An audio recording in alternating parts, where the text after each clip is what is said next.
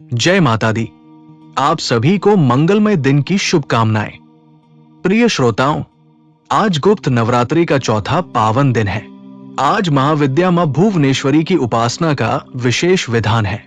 इस दिव्य अवसर पर आज आप मां भुवनेश्वरी की महिमा, मां कुष्मांडा की पावन कथा तथा आज के दिन श्रवण की जाने वाली पुण्य कथाओं का श्रवण करेंगे। निवेदन है कि इन कथाओं को श्रद्धा और एकाग्रता के साथ अंत तक अवश्य सुने।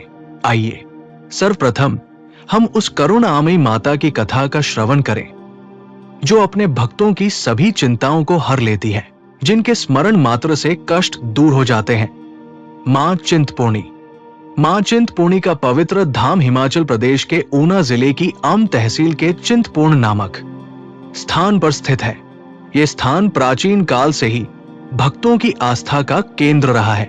युगों युगों से श्रद्धालु यहां आकर मां के चरणों में शीश नवाते हैं और अपनी मनोकामनाएं अर्पित करते हैं। ये शक्तिपीठ भारत के प्रमुख तीर्थ स्थलों में गिना जाता है। मां चिंतपूर्णी आदिशक्ति दुर्गा का ही एक दिव्य स्वरूप है। उन्हें छिन्नमस्ता या छिन्नमस्तिका के नाम से भी जाना जाता है, जिसका अर्थ है अलग मस्तक वाली देवी। मानव जीवन इच्छाओं से भरा हुआ है और यही इच्छाएं जब बढ़ जाती हैं तो चिंता का कारण बनती है। मां चिंतपूर्णी अपने भक्तों की कामनाएं पूर्ण कर उन्हें चिंता से मुक्त करती है। इसी कारण उन्हें चिंतपूर्णी कहा गया है। एक सच्ची मां की भांति वे अपनी संतान को दुखी नहीं देख सकती और भक्त के हर कष्ट को हर लेती है। मां के दरबार से कोई भी श्रद्धालु खाली हाथ नहीं लौटता। ये स्थान छिन्नमस्तिका शक्तिपीठ के रूप में भी प्रसिद्ध है। शक्तिपीठों की परंपरा देवी सती के आत्मदाह और उनके शरीर के अंगों के पृथ्वी पर गिरने की पौराणिक कथा से जुड़ी है। कहा जाता है कि भगवान विष्णु ने सती के शरीर को 51 भागों में विभक्त किया और जहां जहां ये अंग गिरे वहां शक्तिपीठ स्थापित हुए।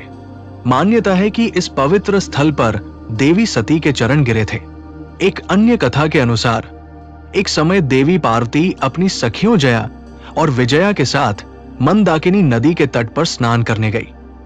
स्नान के उपरांत जया और विजया को तीव्र भूख लगी और उन्होंने माता से भोजन की प्रार्थना की। देवी ने उन्हें कुछ समय प्रतीक्षा करने को कहा, किंतु भूख से व्याकुल सखियां बार बार आग्रह करने लगी। तब करुणामयी देवी ने अपनी उंगली के नाखून से अपना शीश काट लिया। उस दिव्य क्षण में 3 धाराओं में रक्त प्रवाहित हुआ। 2 धाराएं जया और विजया ने ग्रहण की और तीसरी धारा स्वयं देवी ने पान की। इसी कारण यह स्वरूप छिन्नमस्तिका कहलाया। मान्यता है कि चारों दिशाओं में शिव के मंदिर स्थित है जो इस शक्तिपीठ की रक्षा करते हैं। इतिहास में यह भी कहा जाता है कि 14वीं शताब्दी में माईदास नामक एक परम भक्त ने यहां माता का मंदिर बनवाया। माता ने स्वप्न में दर्शन देकर उन्हें यहां अपनी पिंडी स्थापित करने का आदेश दिया और वंश की रक्षा का वरदान दिया। यही मां चिंतपूर्णी की पावन कथा है। प्रेम से बोलिए मां चिंतपूर्णी की जय। अब हम महाविद्या मां भुवनेश्वरी की महिमा का स्मरण करते हैं। मां भुवनेश्वरी 10 महाविद्याओं में चतुर्थ स्थान रखती है। वे तीनों लोकों की अधीश्वरी है और संपूर्ण सृष्टि को धारण करने वाली जगत माता है। आकाश, वायु, अग्नि, जल और पृथ्वी पंच तत्वों की उत्पत्ति इन्हीं से मानी गई है। शास्त्रों में उन्हें मूल प्रकृति कहा गया है। वे भगवान शिव के वाम अंग में सदा विराजमान रहती है और उनकी उपासना से ऐश्वर्य, शांति और समृद्धि की प्राप्ति होती है। मां भुवनेश्वरी का स्वरूप अत्यंत सौम्य और तेजस्वी है।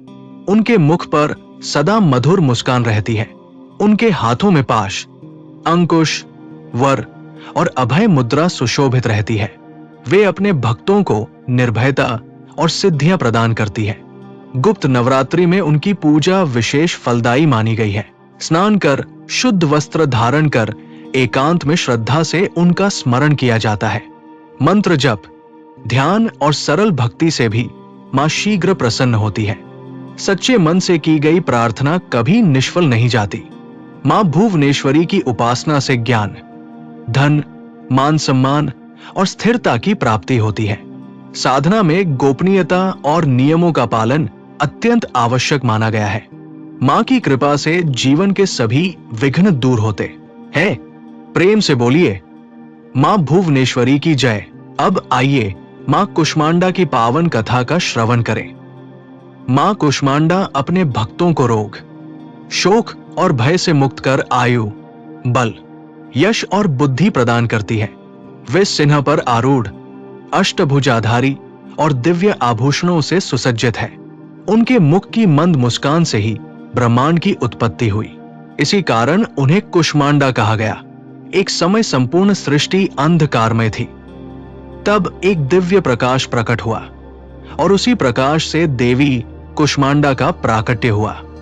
उन्होंने सूर्य, चंद्र, ग्रह, नक्षत्र और पृथ्वी की रचना की। जीवन के संरक्षण हेतु उन्होंने अपनी शक्ति सूर्य में स्थापित की। सूर्य को ऊर्जा प्रदान करने वाली वही देवी है।